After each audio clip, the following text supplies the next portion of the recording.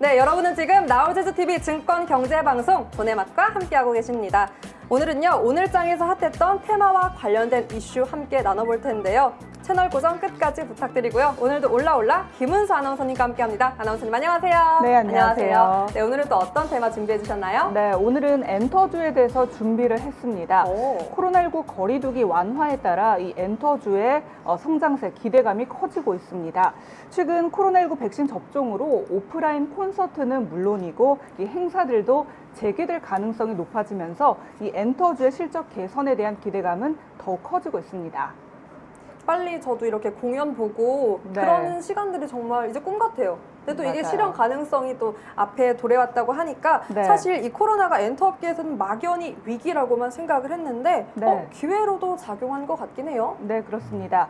이전까지 이 엔터 업계에서 가장 큰 매출을 기록한 것은 바로 이 투어였습니다.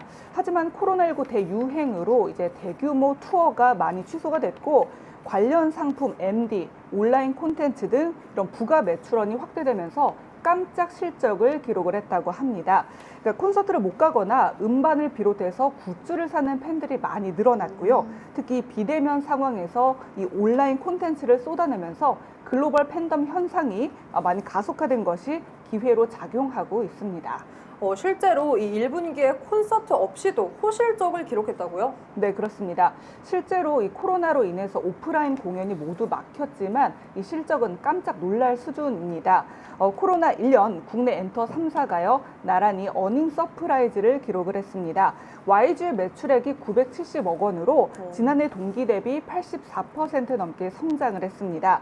여기에 영업이익은요, 95억 원으로 흑자 전환에 성공을 했고요. 또 JYP 같은 경우는 1분기 매출액과 영업이익이 323억, 138억 원이었습니다. 실적 발표 전에는 이 기대치가 영업이익이 83억 원이라는 점을 감안을 하면은 66%를 상회하는 호실적이었다라고 보고 있습니다.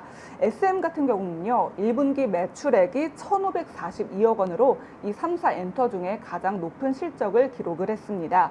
영업이익이요, 지난해 동기 대비 815.6% 상승한 154억 원을 기록을 했습니다. 또 뿐만 아니라 빅히트 엔터테인먼트가 속한 하이브까지 1분기 활동 아티스트가 없었음에도 불구하고 1,000억 원대 매출, 또 200억 원대 영업이익을 기록하면서 양호한 실적을 이어갔다는 평가를 받고 있습니다. 네, 또 최근에는 그렇게 해외 관련 이슈, 좋은 또 뉴스가 많아서 그런 것 같은데 네. 특히 이 해외 성장세 뚜렷하다는 점에 주목해볼 필요가 있을 것 같아요. 네, 그렇습니다. 해외 성장세가 참 뚜렷한 성장세가 있었는데요. 지난해 음반 수출액이 약 1,513억 원으로 역대 최고치를 경신을 했습니다. 올해 증가세는 더욱 가팔라서 이 1분기 만에 지난해 수출액의 41%를 달성을 했다고 합니다. 통상적으로 1분기는 아티스트 활동이 많지 않기 때문에 이렇게 좀 비수기임을 고려할 때 놀라운 성과라고 해요. 그리고 코로나19로 인해서 어쨌든 온라인 콘텐츠 소비량이 많아지면서 이 글로벌 팬덤 형성이 가속화된 덕분이라고 업계에서는 해석을 하고 있습니다. 특히 2015년에 이 방탄소년단이 처음 시작한 기획사 자체 콘텐츠를 타 기획사, 타 아이들도 너도 나도 없이 사용을 하면서 이 팬층 확산이 빠르게 이뤄진 것으로 보고 있습니다. 그렇죠. 해외 성장세 사실상 BTS가 거의 뭐 대부분의 지분을 차지했다고 해도 과언이 아닌데 네. 이렇게 팬덤이 글로벌화되고 또 온라인 콘텐츠가 확산됨에 있어서 팬 플랫폼의 영향도 컸죠. 네, 그렇습니다. 네, 하이브의 위버스, 그리고 네이버의 브이라이브, SM 엔터테인먼트의 리슨, NC소프트가 개발한 유니버스가 대표적이라고 볼 수가 있습니다. 특히 SM은 스타와 그 팬이 대화를 이어갈 수 있는 플랫폼 디어유 버블의 그 성장세를 참 주목할 만합니다. 특히 SM은 아티스트뿐만 아니라 뭐 JYP, FNC, 또 젤리피쉬, WM 등 이 타 기획사의 아티스트들도 참여를 하면서 인기를 끌고 있습니다. 이번에 1분기의 가입자 수가 100만 명을 넘어서 이 매출액이 역시 10배가 상승한 것으로 알려졌습니다.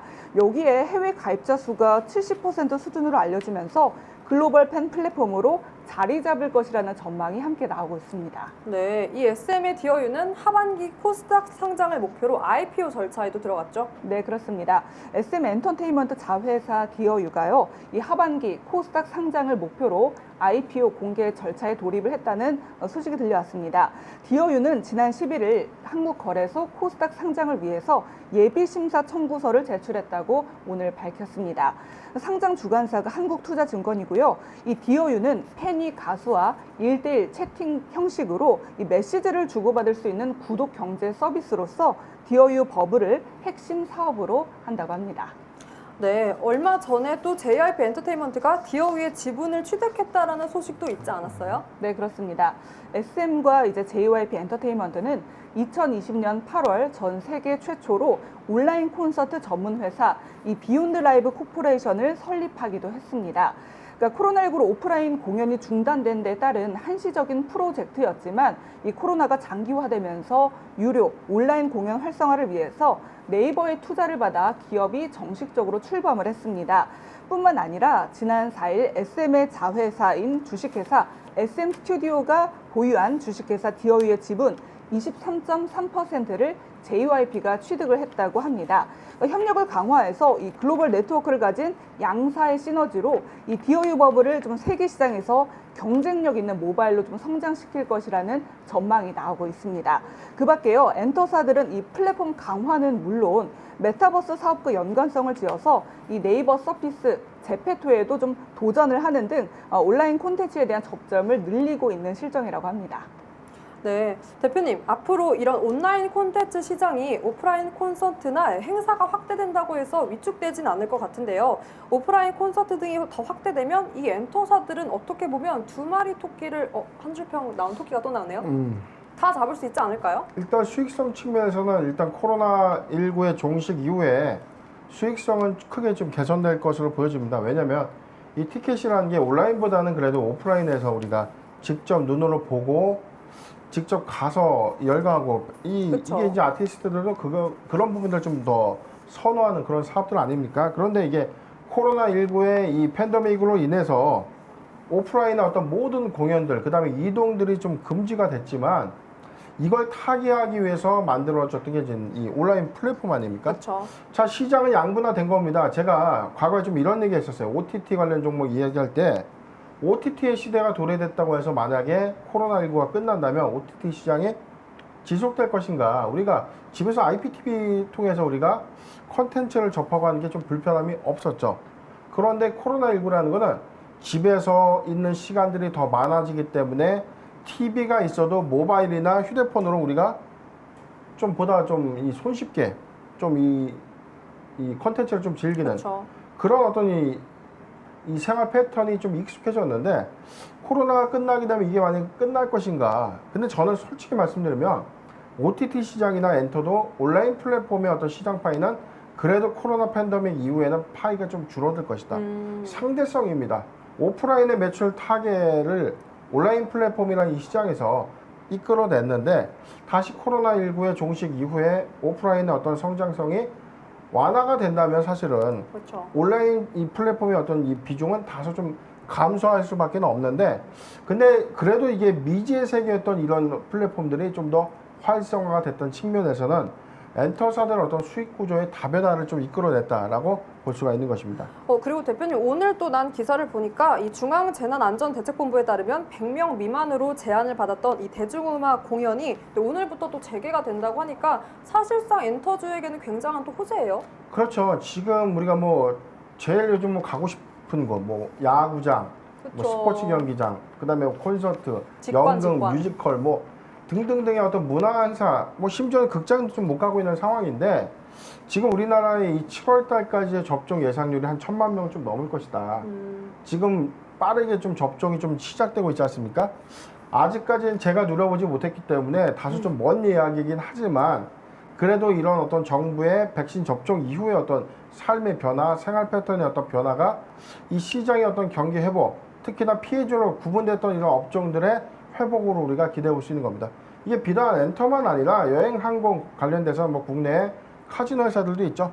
강원랜드의 그렇죠. 경우에도 뭐 이런 어떤 모멘텀의 부분에서는 크게 좀 개선될 수 있는 요인이 있지 않겠는가라고 분석이 됩니다. 네. 엔터주들 흐름을 살펴보면 5월부터 상승세를 보였고 또 오늘도 강세를 보였는데요. 그럼 하나씩 살펴볼까요? 네, 엔터주 제가 좀 준비를 해봤는데, 자, 우리가 알고 있는 것처럼 엔터주는 뭐 국내 뭐 3대 기획사, 4대 뭐 5대 기획사 많이 있죠. 네. 그런데 이게 너무나 광범위합니다. 사실 엔터주만 주목받을 수 있는 게 아니라는 거죠. 오. 엔터주 이후에 엔터주에서 컨텐츠로 좀 이어질 수 있는 어떤 흐름들, 그 다음에 자회사에서 할 수 있는 사업 구조의 어떤 연계성까지 있으면 너무 복잡합니다. 근데 지금 오늘은 엔터주의 큰 카테고리를 제가 한번 분석해 봤는데, 잠깐 화면 보도록 할게요. 자, JYP, YG 엔터테인먼트, YG 플러스, 펜 엔터테인먼트, 하이브, 큐브 엔터, SM, FNC 엔터, 이렇게 이제 우리가 구분할 수 있는데, 여기서 좀 다소 빠졌던 회사들도 있습니다. 자, P계 선택의 어려워요. 마음은 제 마음이죠. 오. 선택은 제 마음이기 때문에, 자, 오늘 준비한 8종목을 제가 한번 준비해 봤는데, 여기서 우리가 주목해 볼 이 모멘텀이 좀 있던 종목들, 하이브와 SM이 있었고요. 최근에 JYP에서는 이 별다른 어떤 이 모멘텀은 SM의 자회사에 이제 신규 투자한 그런 내용들이 한번 부각이 됐었죠. YG 엔터테인먼트는 기업의 어떤 그룹 내 연예 기획사 내부의 어떤 이 악재적인 어떤 상황들이 현재까지 아주 회복되고 있지 않은 흐름들 때문에 약간 엔터주 안에서도 옥석 가리기가 좀 있지 않겠는가라고 볼 수가 있기 때문에, 저는 대충 한 3종목 정도 추천을 볼 수 있을 것 같은데, 저는 하이브, SM, 그 다음에 JYP 엔터테인먼트를 제가 골라봤는데, 자, 이 내용들 지금 뭐 엔터의 어떤 이 사업 흐름에 대해서 수익 개선적 관점에서 우리가 봤을 때 충분하게 이 3종목의 어떤 수혜가 예상되는, 그리고 모멘텀이 예상되는 어떤 새로운 내용들이 있다라고 정리를 해드리겠습니다. 네, 대표님 오늘은 또 그래도 예고편 안 해주시고 밀당 안 하시고 또 하이브, SM, JYP 또 해주셨는데, 저는 개인적으로 또 궁금한 게 생겼어요. 아까 예, 네, 말씀하시죠. 계속해도 될까요? 네. 대표님께서 뭐 여러 가지 있는데 또 연관된 거에 또 콘텐츠주가 있다.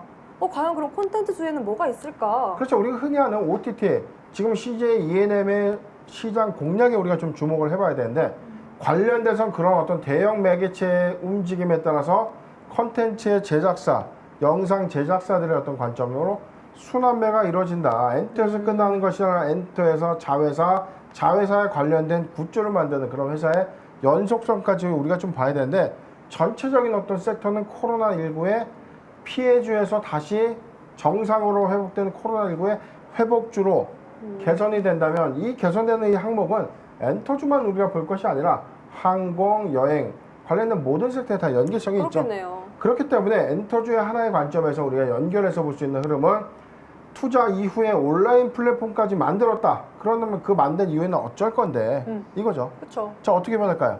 어떻게 보낼까 대표님? 우리 아나운서님 어떻게 변할까요? 글쎄요, 앞으로 이제 코로나19로 인해서 뭐 백신 접종 기대감도 있고 이런 네. 부분이 더욱더 좋아지지 않을까 뿐만 아니라 또 오프라인 서비스뿐만 아니라 온라인 서비스도 좀 함께 성장하지 않을까, 뭐 저는 그런 생각도 드네요. 맞아요. 그렇습니다. 그 아주 좋은 내용이고요. 네. 지금 이 시장의 확장성은 코로나19의 이전과 이후의 생활을 우리가 비교해 보면 돼요. 코로나19 이전에 우리가 어땠었지 좀 잘 기억이 안 납니다. 이게 맞아요. 1년이 좀 넘었지만 그때 어땠는지가 좀 잘 기억이 안 나요. 네. 아주 오래된 이야기가 아니지만, 그런데 우리가 그 기억을 되살리면서 그 회사의 주가를 찾아보면 거기에 답은 항상 있다. 이 점을 각별하게 좀 유의해 주셨으면 좋겠습니다. 네, 어쨌든 앞으로의 모멘텀 충분하다라고 결론을 내주신 거죠? 그렇죠. 네. 네. 오늘 저희 엔터주에 대해서 살펴봤는데요. 좀 더 자세한 분석이 궁금하시면 상단 하단에 있는 번호와 카카오톡으로 연결해 주시면 더 자세하게 분석 도와드리겠습니다. 오늘도 두 분 말씀 너무 감사합니다. 감사합니다. 네, 감사합니다. 네.